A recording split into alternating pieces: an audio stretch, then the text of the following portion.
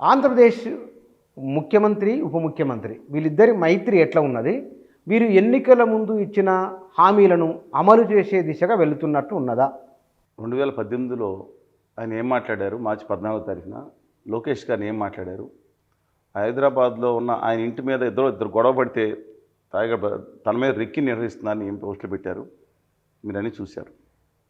ఆ తర్వాత ఉత్తర భారతీయ జనతా పార్టీతో ఆయన అనుబంధం పెరగటం, చంద్రబాబు నాయుడు గారు ఎట్టిపోస్తున్నాం ఉత్తర భారతీయ జనతా పార్టీతో కలవద్దనే, మళ్ళీ చెప్తాను కలవకూడదనేది 95%, 99% ఆ పార్టీ వాళ్ళ మనోగతం. మనం ఆ అదాని గారి పార్టీతో కలవకూడదు, ఇండిపెండెంట్ కూడా ఇండిపెండెంట్ కూడా కళ్ళు మూసుకుని గెలిచేవారు. రాసుకోండి కాగితం నేను చెప్తున్నాను, ఇంతకుముందు కూడా మళ్ళీ చెప్తున్నాను. ఇండిపెండెంట్గా తెలుగుదేశం పార్టీ పోటీ చేసినా సరే 130 స్థానాలు వచ్చాయి. జనసేన బీజేపీ లేకుండా, బీజేపీ జనసేన బీజేపీ లేకపోతే ఇంకా 174 కూడా వచ్చేదేమో, వేరే సంగతి అండి. బీజేపీకి 0.5% ఓట్లండి. 0.5 పోయినవి చాలా ఉన్నాయి. జగన్ గారికి 2019లో చంద్రబాబు నాయుడు గారికి ఎన్ని ఓట్లు వచ్చినా అంతకన్నా కొంచెం ఎక్కువ వచ్చినాయి. ఈసారి 13.13 ఎప్పుడు వస్తే ఈయనకి 13. అందరూ ఏకమైపోయినా సరే మీరు చూశారు కదా. అందువలన మరి ఎక్కడి నుంచి వచ్చినాయి? ఆ 0.5 కోసం వీళ్ళు 5% ఓట్లు 8% ఓట్లు పోగొట్టుకుంది తెలుగుదేశం. ఆ బీజేపీ ఆంధ్రప్రదేశ్ చేసిన నమ్మక ద్రోహం, నయవంచిన దారుణాలు మీద అసహ్యం ఉంది ప్రజలకి. కానీ పాజిటివ్ వైబ్రేషన్ తీసుకోవడానికి చూసి ఎవరు చూశారు? కళ్యాణ్ బాబు గారు. కళ్యాణ్ బాబు గారు ఎలాంటి ఆయనంటే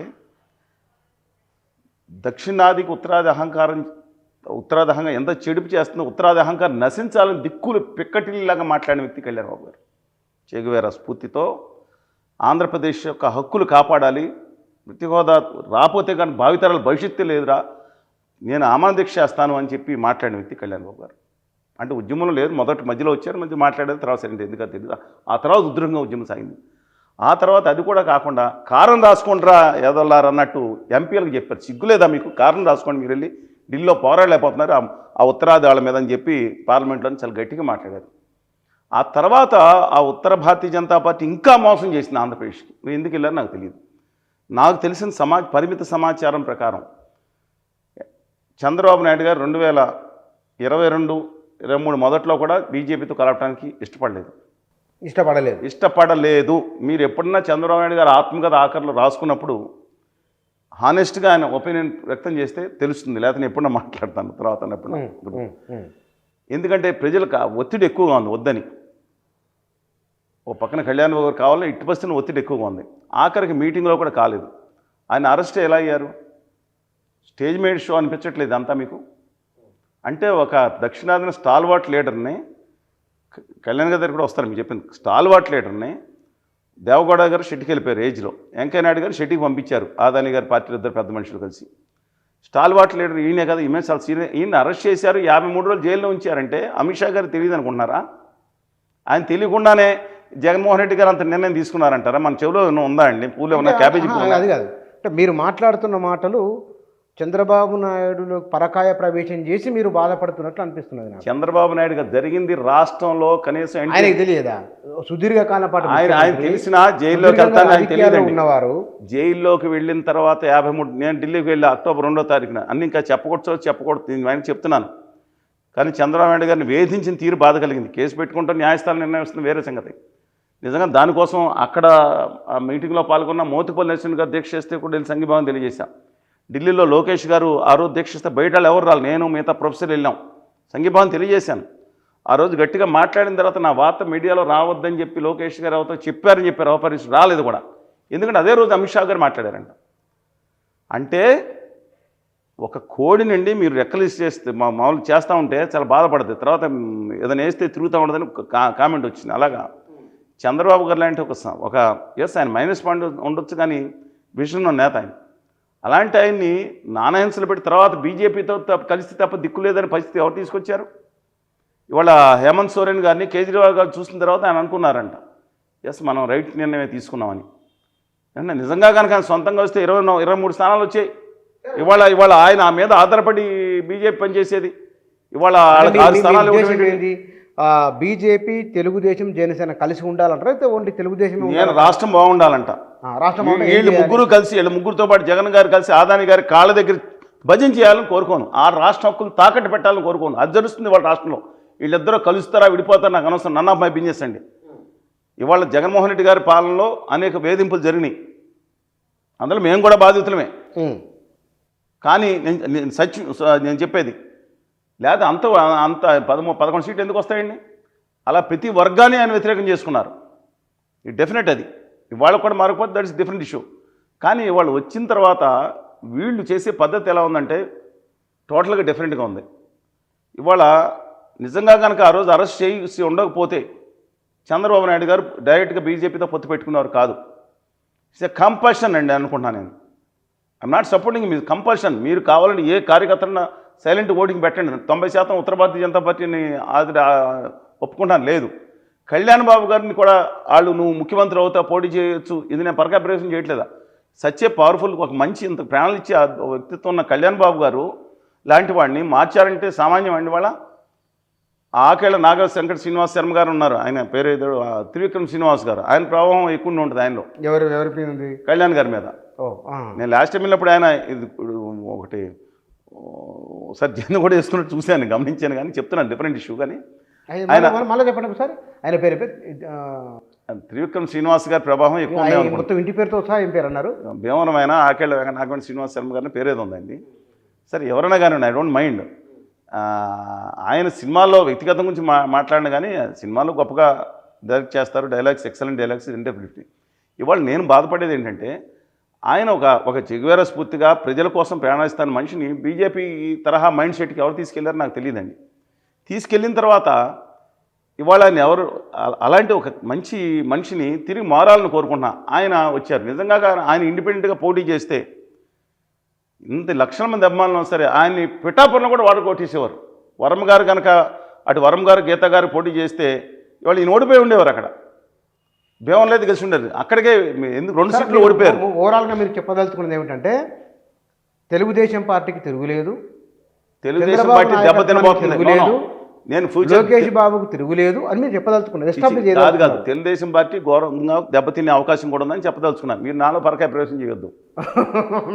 మీ అర్థమైంది. మీకు ఇష్టమైతే లోకేష్ బాబు గారిని పోగొట్టుకోండి, నాకు ఎలాంటి అభ్యంతరం లేదు. బట్ నేను రాష్ట్రం కోసం ప్రాధాన్యతగా నేను భావించేవాడిని కాబట్టి చెప్తున్నాను. ఇవాళ రేపు తెలంగాణ రాష్ట్రంలో టీఆర్ఎస్ పొజిషన్ ఏంటో తెలుసా మీకు? మన ఎన్ని సీట్లు ఎగ్గిందండి పార్లమెంటు? లేవు, సీట్లు రాలేదు. 8-8 ఎందుకని తెలుసు? శాండ్విచ్ ఎలా అయిపోయింది తెలుసా మీకు? హిందూ హిందూ హిందూ అని అనుకునే వారందరూ ఉత్తర భారతీయ జనతా పార్టీ ఆదాని గారి పార్టీకి వెళ్ళిపోయారు. మిగతా వాళ్ళు కాంగ్రెస్ ముస్లిం ఏదైతే ఉన్నారో మిగతా ట్రైబల్స్ రాహుల్ గాంధీ గారిని చూసుకున్నారు. ఏదైతే ప్లీజింగ్ చేయడానికి కేసీఆర్ గారు ప్రయత్నించారో 20-30% అన్ని చోట్ల అయి ఉండొచ్చు. కానీ ఈవెన్ మధ్యస్థుని కూడా మధ్యస్థ చేసుకుందాం, మిగతాదంతా కాంగ్రెస్కి అత్యధికులు చెప్తున్నా, భయంలా చెప్తున్నా. కానీ ఏ వర్గం పూర్తికి వెళ్ళకపోవచ్చు. ఇది వెళ్ళిపోయేటప్పటికి నా ఘర్కా నా ఘాట్కా ఈ రెండో పరిస్థితి అయిపోయింది. కాబట్టి పార్లమెంట్ ఎన్నికలు జరిగింది. నేను చెప్పింది వాస్తవం, మీకు తెలియదా? ఇదే ఆంధ్రప్రదేశ్లో రేపు పొద్దున్న ఉత్తర భారతీయ జనతా పార్టీ ఆదాని గారి నేతృత్వంలో ఇద్దరు మనుషులు కన్నా కేంద్ర ప్రభుత్వంలో కొనసాగితే, మళ్ళీ చెప్తున్నా, ఆదాని గారి వాళ్ళ అనధికార పాలకుడు ఆయన ఈ దేశానికి. ఆయన ఇద్దరు మనుషులు ఎవరైతే పాలిస్తున్నారో ఆయన ఇద్దరు మనుషులు, ఏళ్ళ మనుషులు ఆయన కదా, ఆయన మనుషులు ఇద్దరు పాలిస్తున్నారు కొనసాగితే. ఇవాళ ఆంధ్రప్రదేశ్లో తెలుగుదేశం పరిస్థితి కూడా రేపు పొద్దున్న బీఆర్ఎస్ పరిస్థితిగా మారిపోయే అవకాశం ఉంది. ఎందుకంటానంటే కులము బీజేపీ, మతము ప్లస్ కళ్యాణ్ బాబు గారు, ఈ నలుగురు కూడా కలిపి మిగతా వాళ్ళలాగా. దీంతోపాటు మందకృష్ణ మాదిక్ గారు ఉంటారు, ఆర్ కృష్ణ గారు లాంటి వాళ్ళు ఉంటారు. ఇవన్నీ ఒకవైపు, ఇటు ఎస్సీ క్రిస్టియన్స్ ముస్లిమ్స్ వాళ్ళు ఒకవైపు. ఏం జరుగుతుందండి వాళ్ళ 2027లో ఈ ఆదానికి ఇద్దరు శిష్యులు కొనసాగితే జరిగే అవకాశం. నేను ఇవాళ తప్పు చెప్తున్నాను అనుకుంటే దయచేసి నా సోషల్ మీడియాలో 2014 ఎండింగ్ 15 2-3 సార్లు రాశాను. ఇవాళకి నేను మార్చలేదు, అలాగే ఉంటుంది. 2018 కల్లా చంద్రబాబు నాయుడు గారిని పొగబెట్టి ఏడిపించి ఆయన అవజేయడానికి చూస్తారు, ఇది ఒక కుట్ర నడుస్తుంది అని చెప్పాను. ఆ తర్వాత ఆపరేషన్ గరుడాన్ని తీసుకొచ్చారు శివాజీ గారు. ఇవాళ ఆపరేషన్ బిరడా నడుస్తుంది. బిరడాలో 3 పార్టీలు ఉన్నాయి. ఆపరేషన్ సౌత్ బిరడాలో 6 పార్టీలు ఉన్నాయి. ఆపరేషన్ గరుడ అయిపోయి ఆపరేషన్ బిరడా అనే నేను ఇవాళ చెప్పలేదు, ఇంతకుముందే చెప్పాను. బిరడా అంటే ఏంటంటేనండి, బిరడా సౌత్ అని ఉంది. 2018 to 2030 ప్లాన్. ఓహో. ఇప్పుడు గరుడా చెప్పింది శివాజీ గారు అవునో ఎక్కువ నిజమైందో సరే ఆయన విభేదించి వెళ్ళిపోయారు, నాతో పాటు పనిచేశారు, మా ప్రత్యేక హోదా సాధన సమితికి మధ్య కొన్నిసార్లు వచ్చారు, సరే ఆయన ఇష్టం, ఐ రెస్పెక్ట్ హిమ్ అదర్వైజ్. కానీ ఇవాళ చెప్పింది వాస్తవం రాదో గమనించండి. ఇవాళ ఈ బిరడాలో తెలుగు రాష్ట్రాల్లో 3 పార్టీలు వేసేయడానికి నిర్ణయించారంట అదానీ గారు అండ్ కంపెనీ. ఈ 3 పార్టీలు ఎవరంటే, ఒకటి తెలుగుదేశం 2018లో ట్రై చేశారు, కానీ ఎన్టీఆర్ రామారావు గారికి ఇవాళకి అభిమానులుగా ఉన్నాడు, ప్రాణం ఆకర్షించే వాళ్ళు ఒకళ్ళు. చంద్రబాబు నాయుడు గారు దేశంలో తన పార్టీని వార్డు స్థాయిలో నిర్మించాడు, చూశారు కదా ఆయన, అది నిలబడుతుంది. దీంతోపాటు జగన్మోహన్ రెడ్డి గారి కక్షాదించర్లు ఈ యాడ్ చేసినాయి, అందుకనే వాళ్ళకి అవసరం లేదు, అది ఎప్పుడో లేపు అవతపడేసేవారండి. అంటే పార్టీని బిరడాలో 3 పార్టీలు ఏవేవి? ఒక పార్టీ తెలుగుదేశం, రెండో పార్టీ బీఆర్ఎస్ అనబడి పాత టీఆర్ఎస్, మూడో పార్టీ వైకాపా స్టాండ్ కూడా ఉంది. 3 ప్రాంతీయ పార్టీలు ఉండొద్దు. 3 ప్రాంతీయ పార్టీలు, 4గో పార్టీ జేడీఎస్, అది ఆల్రెడీ సిస్టవర్స్కి వచ్చింది. 5వ పార్టీ ఏఐడిఎంకే డిఎంకే, 2 పార్టీలు. ఈ 6 పార్టీల మీద కాన్సన్ట్రేషన్ ఆపరేషన్ బిరడా సౌత్ 2018 to 2030.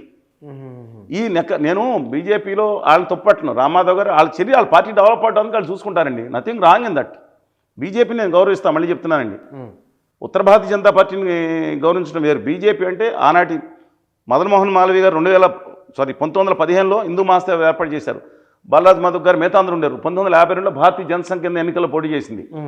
1977లో భారతీయ లోక్ దళ్ అనబడి చరణ్ సింగ్ గారి పార్టీలో విలీనమై నాగల్బట్టిన గుర్తుతో కలిసింది. 1980లో బీజేపీ, 80లో ఈ భారతీయ జనతా పార్టీ అద్వానీ గారు మరియు వాజ్పేయి గారు, సికిందర్ భక్త్ గారు, విజయరాజ్ సింధే గారు వీళ్ళందరి నేతృత్వంలో ఇది ఆవిర్భవించింది. అది కూడా బీజేపీ. ఇప్పుడు ఏదైతే అదానీ గారి నేతృత్వంలో సాగుతుందో ఉత్తర భారతీయ జనతా పార్టీ అతను, నేను భారతీయ జనతా పార్టీ మీద నాకేం ఇది లేదండి.